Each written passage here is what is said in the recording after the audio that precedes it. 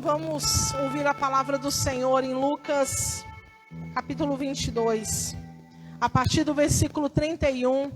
Vocês estão me ouvindo bem? Glória a Deus. O pessoal aí na live está ouvindo bem? Manda aí uma resposta aí para nós. Glória a Deus. Lucas 22, a partir do verso 31.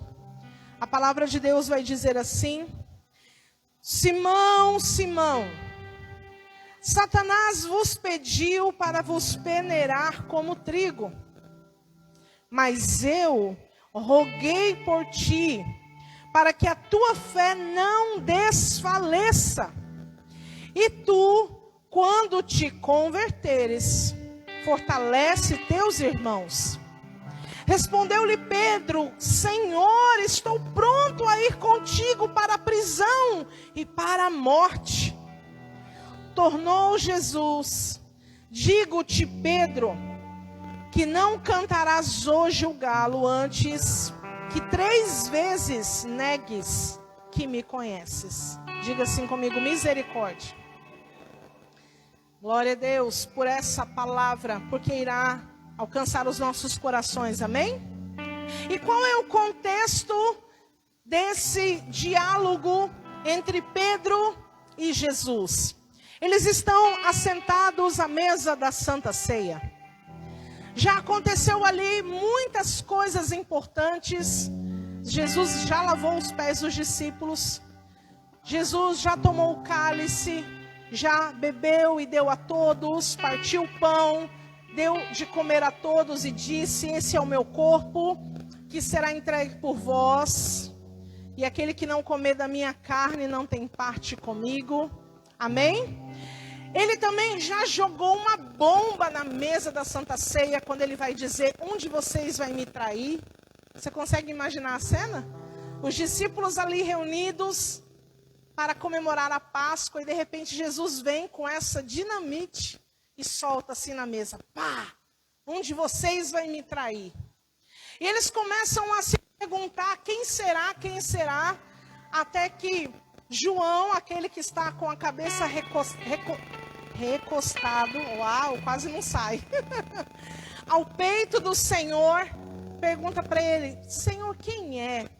E Jesus dá uma senha para ele, ele diz: aquele que põe a mão no prato comigo. Tudo isso que eu estou falando, amados, não está apenas no Evangelho de Lucas. Você precisa ler Mateus, Marcos, João, amém? Para você entender todo esse cenário. E aí, então, Judas, ele já tinha participado por um período ali da ceia, mas ele se levanta, porque a Bíblia vai dizer que Satanás já tinha entrado nele. E pasmem vocês, ele estava endemoniado, sentado na mesa da Santa Ceia, mas ele não estava espumando pela boca, ele não estava revirando o olho, ele não estava se contorcendo nem virando a mãozinha para trás. Ele estava, ó, normalzinho. Sabe o que eu aprendo com isso? Que tem muita gente que está endemoniado. E às vezes a gente olha e a gente diz: não é possível, mas está. É por isso que a Bíblia vai dizer que para os últimos dias nós necessitamos de um dom chamado discernimento de espírito, para poder olhar para as situações e para as pessoas e poder então discernir se aquilo realmente está vindo de Deus ou não. Amém? Mas então Judas, já endemoniado, levanta para continuar cometendo o crime que ele já havia começado. Então, os discípulos acham aquilo estranho e começam a dizer: onde será que ele foi? Como Judas era o tesoureiro, eles vão dizer: deve ter ido comprar alguma coisa, afinal de contas nós estamos num evento celebrando a Páscoa. Então pode ser que Jesus tenha pedido para ele comprar algo. E não dão muita atenção para a saída de Judas ali do cenário. Só que Jesus já tinha avisado que ele iria morrer. E como todo líder, quando ele se ausenta, alguém tem que assumir. E a conversa que os discípulos vão ter na mesa da ceia é a seguinte: quem será que vai ocupar a vaga que vai ficar aberta? Qual de nós é o maior? Qual de nós é o mais bem preparado para assumir essa vaga? É o que você vai ler aqui nos versículos 24 a 30. Onde Jesus vai dizer que aquele que quiser ser o maior, este sirva a todos. Que não é daquela maneira humana que eles estavam pensando que o reino de Deus é regido. Pelo contrário, no reino de Deus, aquele que serve é o maior, é o mais bem preparado, não aquele que é servido. Amém? Posso ouvir um amém por isso? Glória a Deus, aleluia. Mas aí então, dentro de todo esse contexto e desse cenário, de repente Jesus vira para Pedro e diz: Simão, Satanás te pediu para peneirar a sua alma como um trigo. Mas sabe de uma coisa? Eu sei como que está teu coração. Eu sei da tua estrutura, Pedro. E eu roguei ao Pai por ti. Você pode dar um glória a Deus, aleluia! Porque nós temos alguém que roga ao Pai por nós. Nós temos alguém que intercede por nós junto ao Pai, dizendo: Senhor, tem misericórdia dele. Senhor, tem misericórdia dela. Olha, Senhor, que a estrutura dela ainda é frágil. A estrutura dele ainda não suporta essa peneira. Mas não é por causa disso que Satanás não vai pedir para peneirar. Ele não vai deixar de pedir para peneirar. Agora observe bem: peneirar como trigo. Por que será? Perceba que dentro desse contexto, Pedro não recebe apenas um aviso, mas uma repreensão, que se fosse eu que tivesse recebido, eu não sabia onde enfiar a minha cara. Porque imagina você comigo, amados, Pedro, o discípulo que viu coisas grandiosíssimas que Jesus fez. Existiram momentos do ministério de Jesus que ele chamou só Pedro, Tiago e João para estar junto.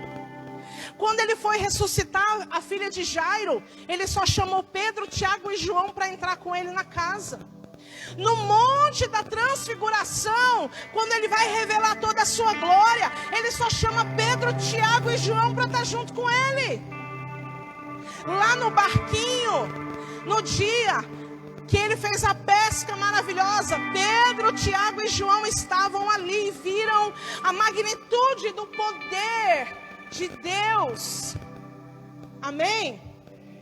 Pedro, por alguns instantes, vai até andar sobre as águas. 3 anos e meio comendo com Jesus, dormindo com Jesus, acordando com Jesus, andando com Jesus. E de repente Jesus olha para Pedro e diz: Pedro, nem crente tu é, nem convertido tu é, Pedro. Meu Deus, você consegue imaginar isso? Porque quando Jesus diz: quando tu te converteres, significava que ele ainda não estava. Você percebeu isso? E de repente ele fala: olha, eu roguei por ti, porque eu sei, Pedro, que agora você não dá conta. Mas Jesus, quando olha para Pedro, não vê o Pedro do momento apenas. Ele vê o Pedro que na primeira ministração da palavra vai converter 5.000 homens numa pancada só. Quando Jesus olha para Pedro, ele vê o Pedro lá do futuro, que agora está agindo como um menino, dizendo que está pronto para ir até para a prisão ou para morrer com Jesus, mas que daqui a algumas horas o que ele vai fazer é negar que conhece Jesus. Jesus está vendo esse Pedro, que na hora da sua morte vai dizer: me crucifica de cabeça para baixo, porque eu não tenho condições, eu não sou digno de ser crucificado na mesma posição que o meu Senhor. Você consegue entender isso? Então, quando Jesus fala: Pedro, te pediram para te peneirar como trigo. Por que Jesus está usando essa expressão? Porque o trigo, o que é importante no trigo, o que todos esperam do trigo, é a semente que está dentro do trigo, sim ou não? Por fora é só palha, mas por dentro tem o fruto, a semente, aquilo que é importante está dentro. E para colocar para fora o que é importante, não tem como ser de outra maneira que não seja peneirando esse trigo. Agora você entende por que talvez para você as coisas sejam mais difíceis? Agora você entende por que para você muitas vezes você se sente remando contra uma maré? Quando você pensa que algo vai dar certo, o que acontece é que ao invés de dar um passo para frente, você dá dois para trás. Irmão, entenda, você está passando por uma peneira. Amém? Só que Jesus, presta atenção nisso. Por quê? Que ele não vai permitir naquele momento Pedro passar por essa peneira. Porque Pedro ainda era considerado um trigo novo. Como assim, pastor? Eu vou te explicar. O trigo, o que está dentro, a semente, ela fica encapsulada. E se quando o trigo ainda é muito novo, essa semente está grudada nessa cápsula. Você não consegue separar a semente da casca, porque ainda está novo. Diga assim comigo: trigo novo. Não dá para separar a semente da casca. Você vai perder o trigo. Se você peneirar ele novo, você fere ele de um jeito que você perde ele. Mas ao amadurecer, essa semente vai descolando da casca. E aí quando você passa a peneira, ela fere a casca para que a semente venha para fora. Amém? Então, amados, nesse momento, Pedro ainda era um trigo novo. Ele achava que estava pronto, porque é o que ele fala no versículo 33, Senhor, eu estou pronto, pode vir o que vier, pode vir, eu sou o cara, eu estou pronto. Mas Jesus é que sabe se está pronto ou não. Amém? E é por isso que Jesus vai dizer: Pedro, tu não sabe de nada. Espera só mais uns minutinhos. Daqui uns minutinhos, o galo vai cantar. Quando ele cantar, você vai se lembrar do que eu estou te falando. Porque durante esse período você vai ser capaz de negar que me conhece por 3 vezes. E dizendo que está pronto. Conversa, Pedro. Eu sei o que está aí dentro do seu coração. Então, amados, como trigo novo, é muito comum o trigo novo ser confundido com o joio. Mas não é joio, é só um trigo novo. Tem muita gente que confunde situações na sua vida, achando que é joio, mas não é joio, é trigo novo. Porque certamente os outros apóstolos olhavam para Pedro, impulsivo, que quando chegaram para prender Jesus, vai lá, tira a espada, corta a orelha do soldado, dizendo que está protegendo Jesus. Jesus pega a orelha do soldado. Eu imagino Jesus com a orelha do soldado na mão, olhando para Pedro, colando a orelha do soldado e dizendo para ele: Pedro, quem vive pela espada morrerá por ela. É necessário que o Filho do Homem seja entregue. O mesmo Pedro que lá em Mateus, no capítulo 18, quando Jesus perguntando para os discípulos: afinal, quem as pessoas estão dizendo que eu sou? E Pedro, depois de muitos questionamentos, Pedro vai dizer: tu és o Cristo, o Filho do Deus vivo. E Jesus bate palma para ele e diz: muito bem, Pedro, não foi carne e sangue que te revelou tal coisa, mas o Espírito de Deus. E ele fala: uau. Aí Jesus fala: então, gente, é que eu vou morrer, eu vou ser entregue para morrer. Capaz, Jesus, que tu vai morrer? Vai não. E aí Jesus tem que dar outra bronca nele, dizendo: Pedro, arreda-te de mim, Satanás, porque você está falando daquilo que não é de Deus. Então Pedro poderia facilmente ser confundido com um joio.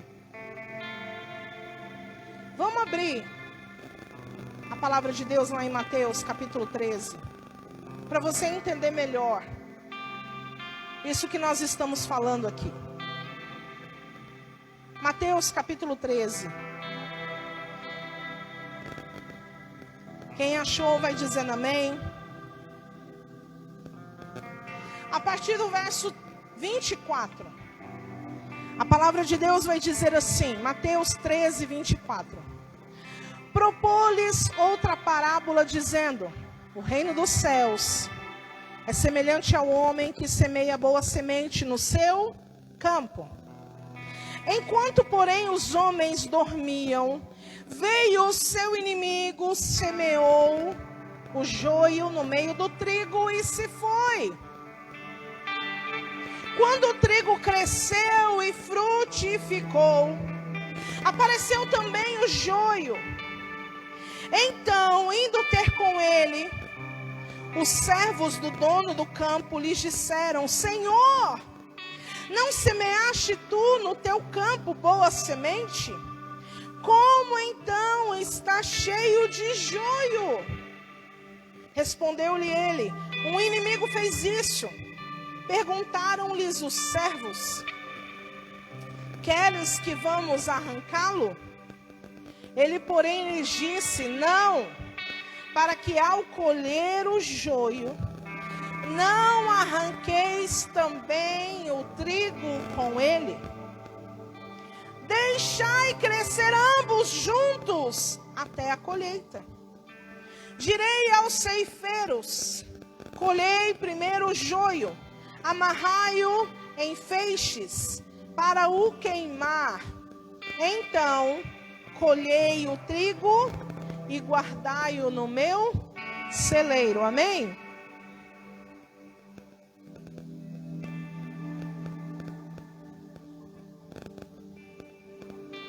Nós estamos lendo uma parábola muito conhecida, mas pouco entendida na sua essência, na sua profundidade. E o que nós encontramos aqui é Jesus fazendo um paralelo entre a plantação, em uma plantação onde há joio e trigo. A Bíblia está dizendo que a boa semente foi semeada, aleluia, glória a Deus, A boa semente foi semeada. E eu creio nessa boa semente. Tem pessoas que ficam preocupadas. Ah, pastora, mas meu filho não quer vir na igreja. Você plantou a boa semente? Fica tranquila. Fica tranquilo. Se a boa semente está no coração, uma hora vai produzir. Eu creio nisso. Amém? Glória a Deus. Alguém pode olhar para a geração eleita e dizer: é pequeno, tem pouca gente. Mas a boa semente está sendo semeada, irmão. Uma hora ela vai dar fruto. Uma hora ela vai produzir. Eu não tenho medo disso. Eu não tenho temor sobre essas coisas, porque eu creio na boa semente que está sendo semeada. Aleluia. Porém, a boa semente não vai impedir a semeadura do trigo. Do joio. A boa semente, que é o trigo, não tem poder de impedir a semeadura também do joio. A semeadura do joio vai acontecer. Ela vai aparecer. E agora, de repente, eu e você, na tentativa de resolver algumas coisas da nossa vida, algumas coisas que nós olhamos e por um olhar superficial, identificamos algo como sendo joio, na tentativa de remover aquilo, na ansiedade de querer resolver aquilo. Escute isso que eu vou te falar. Nós corremos um grande risco de, na tentativa de arrancar o joio, arrancar também o trigo. Foi isso o que o Senhor vai dizer para os servos que estavam bem intencionados. Eles queriam arrancar o joio do meio daquela plantação. Mas mesmo tendo uma boa intenção, eles corriam o risco de estar na tentativa de tirar o joio, remover também o trigo. Então o Senhor, Ele vai dar uma direção. Ele vai dizer: olha, deixa crescer junto. Tem coisa na tua vida, amada, que você não vai resolver de imediato, que você não vai resolver com a força do teu braço, que você não vai resolver as coisas da forma como você gostaria que elas se solucionassem. Vai ter muita coisa que você vai ter que deixar crescer, vai ter que deixar o tempo passar. Aí você entende por que talvez você olhe ao seu redor e você diz assim: meu Deus, eu olho as situações e parece que não vale a pena se consagrar tanto, se santificar tanto, vir nos cultos, estar sacrificando a minha vida, porque eu olho para a vida de algumas pessoas que nem pensam nas coisas de Deus e parecem que elas estão prosperando, parece que elas estão avançando, parece que para elas coisas são mais fáceis, mas é porque o Senhor está dizendo: deixa crescer junto, porque vai chegar o dia em que se fará a diferença entre aquele que serve e aquele que não serve o Senhor. Amém? Você não pode atemorizar o teu coração pela aparência, porque a aparência mostra uma coisa, mas a realidade só o Senhor é quem sabe. Amém? Quantos estão me entendendo? Diga glória a Deus.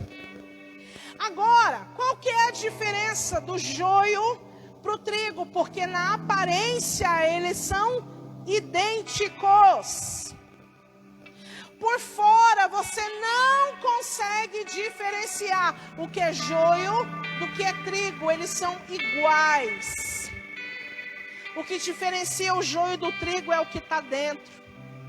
Porque o trigo tem semente, o joio é só palha. O trigo tem peso. O joio só faz barulho quando balança. Entendeu? Então, por que você não pode querer resolver algumas coisas na sua vida logo que você acha que algo é joio? Porque no meio do joio também tem o trigo que ainda não está maduro. E o trigo imaturo, ele se parece com o joio. Porque lembra que eu falei que a semente não desgruda da casca? Então parece que é só palha. Quantos casamentos a gente viu destruído? Porque alguém tomou uma atitude impulsiva, achando que aquela situação era um joio, mas era só um trigo imaturo. Quantas pessoas pediram demissões, deixaram de fechar negócios, porque olharam para algo e disseram, é um joio. Mas não era joio, era só um trigo que ainda não estava amadurecido. Quantos pais desistem dos filhos porque acham que é joio, mas não é joio, é só trigo imaturo. Então, quando você olhar para as situações da sua vida, se você achar que é um joio, espere mais um pouco. Porque ao amadurecer, você vai saber se realmente é joio ou se era só um trigo que era novo. Amém? É por isso que nós não podemos, na tentativa de arrancar o joio, correr o risco de remover o trigo. Preste atenção nisso que eu vou te falar. O trigo pode ser ferido, mas ele não pode ser arrancado. O trigo pode ser peneirado, mas ele não pode ser arrancado antes da colheita. Amém? Glória a Deus.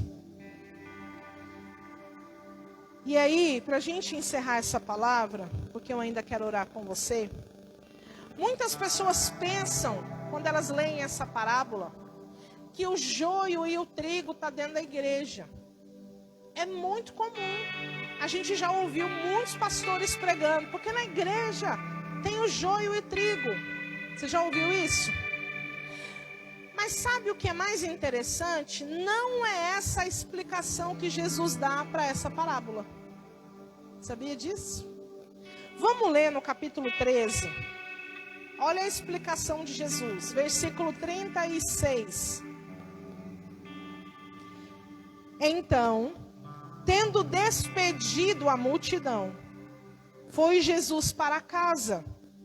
E chegaram ao pé dele os seus discípulos, dizendo: explica-nos a parábola do joio do campo. Ele respondeu: o que semeia a boa semente é o Filho do Homem. O campo é o mundo. E a boa semente são os filhos do reino. O joio são os filhos do maligno. E o inimigo que o semeou é o diabo. Vamos ler só até aí. A Bíblia está dizendo que o campo é o mundo, não é a igreja.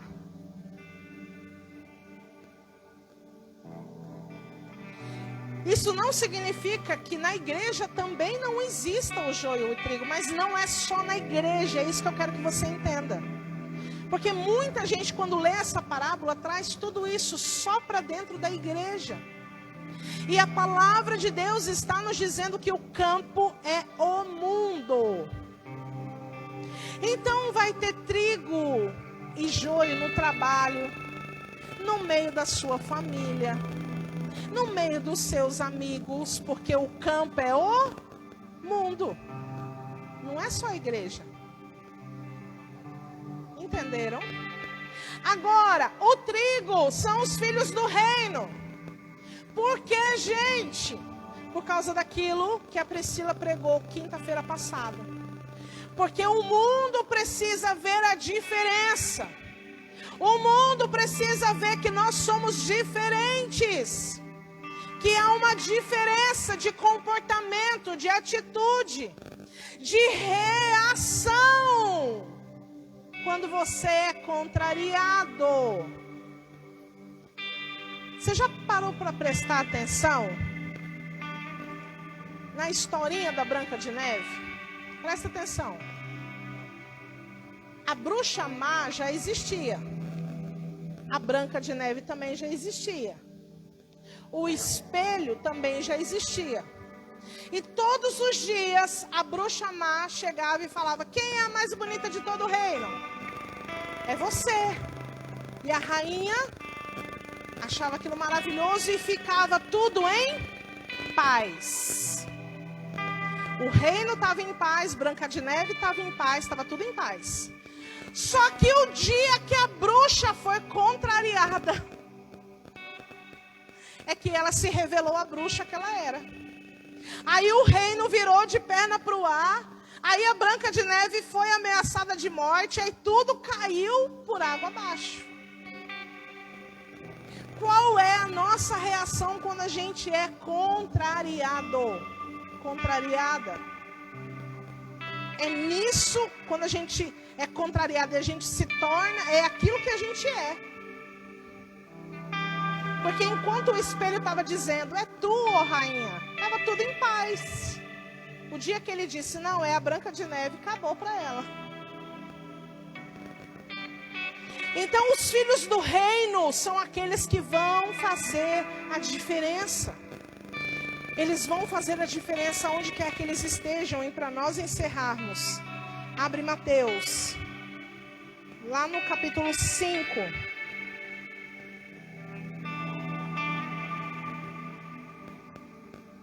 Porque diz no verso 13, vós sois o sal da terra. Irmão, o sal é para temperar, para dar sabor, para fazer a diferença.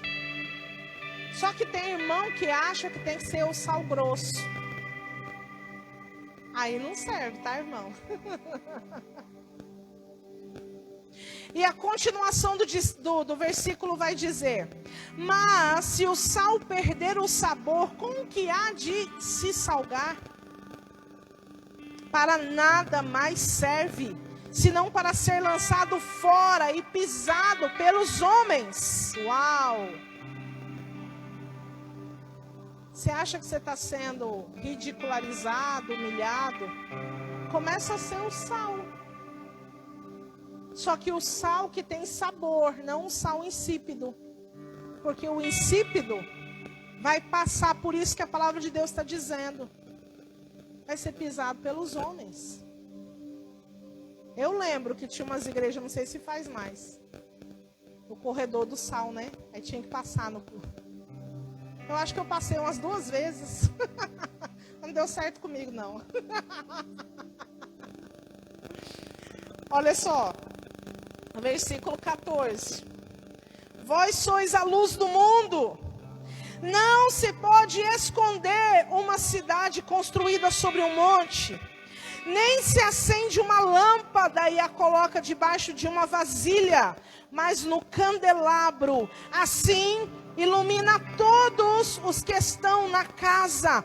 Assim brilha a vossa luz diante dos homens, para que vejam as vossas boas obras e glorifiquem o vosso Pai que está nos céus. Aleluia! Se você crê, amado, que Jesus plantou em você uma luz que em você há algo diferenciado. Você vai ser colocado nos lugares altos. Para quê? Para você ser aclamado? Não! Para você iluminar todos os que estiverem à sua volta. Amém? Hoje podem estar te chamando de doido, de doida, de fanática, de o que for. Mas vai chegar um dia que os homens irão precisar dessa luz que ilumina o mundo. E quando chegar esse dia, nós seremos colocados nos lugares altos para iluminar todos os que estiverem na casa.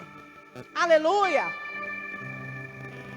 É por isso que eu e você já precisamos estar treinados para isso. Esses dias eu estava ouvindo uma ministração do maestro, do dirigente, do louvor diante do trono. No ano de 1997, ele dando um seminário. E ele falou, o seminário durava 1 hora. Mas teve uma coisa que ele falou que marcou a minha vida. E ele falou assim: se a gente ensaia o erro, a gente vai executar o erro. E eu falei, meu Deus, é verdade. Eu nunca tinha parado para pensar nisso. Que ele falou assim, quando você perceber, você está ensaiando, né? Ele estava falando para o Ministério de Louvor. E ele estava dizendo, você está ensaiando. Você percebeu o quê? Para tudo. E começa desde o início. Porque se você não fizer isso, você vai estar ensaiando o erro. E se você ensaiar o erro, quando chegar a hora de executar a música, você vai executar o erro. Nós estamos sendo treinados. Nós estamos sendo treinados para um tempo que há de vir. E se nós não treinarmos o que é certo agora, possivelmente nós iremos executar o erro.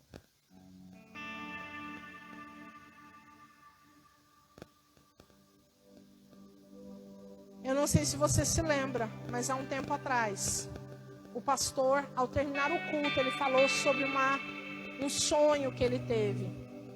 De 4 tipos de demônios que viriam por esses dias. E algumas pessoas perceberam, outras não. Que nós estamos passando exatamente pelo levante desses 4 tipos de demônio. De enfermidade, de violência, de confusão. E qual que é o último, amor, que eu esqueci? Acidente. E as notícias que a gente tem recebido de algumas pessoas, por conta disso, até mesmo algumas tiveram que não vir ao culto durante alguns momentos. É exatamente o que está acontecendo. Então, o Senhor Deus está treinando o seu povo. Porque vai chegar a hora da colheita. Amém? E eu e você precisamos ter certeza de que nós somos trigo maduro. Que a gente dá conta de passar pela peneira. Amém? Glória a Deus. Vamos ficar de pé. Nós vamos orar. Em nome de Jesus. Glória a Deus.